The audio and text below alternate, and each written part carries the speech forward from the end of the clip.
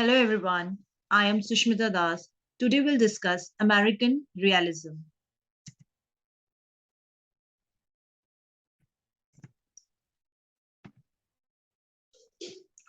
So, this is American realism, a school of jurisprudence, but it is not considered a school. Mostly, it is not considered a school. Just remember what I'm saying, it is not considered as a school, which means it is a movement of United States. It represents the latest branch of sociological school. Realism is a movement in thought and work about law. So it is not a school. It is a part of school, but it is not considered as a school. It is a movement of United States. It is not a school. It insists on the evaluation of any parts of law in terms of effect. So the jurist of this school is Oliver Wendell Holmes, who said that the spiritual father of realist school, he is considered, and a branch of sociological approach.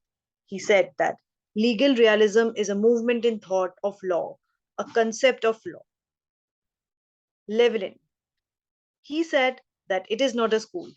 Before I started the video, I always am iterating to that it is not a school. So Leveling also said that it is not a school, it may be a branch of sociological jurisprudence. So he interpreted that it may be a branch of sociological jurisprudence.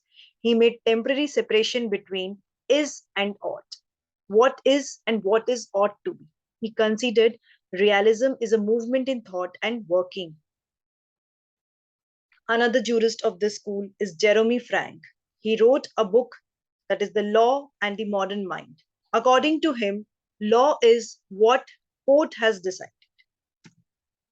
Other jurists of this school are Gray and Salmon. Gray has said law is what judges declare.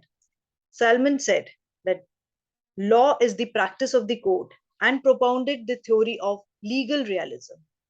So we have to learn the jurist of the school, and we have to understand that it is not a school, it is a branch of sociological school, sociological jurisprudence, and it is the movement started from the United States of America, it's USA. Thank you.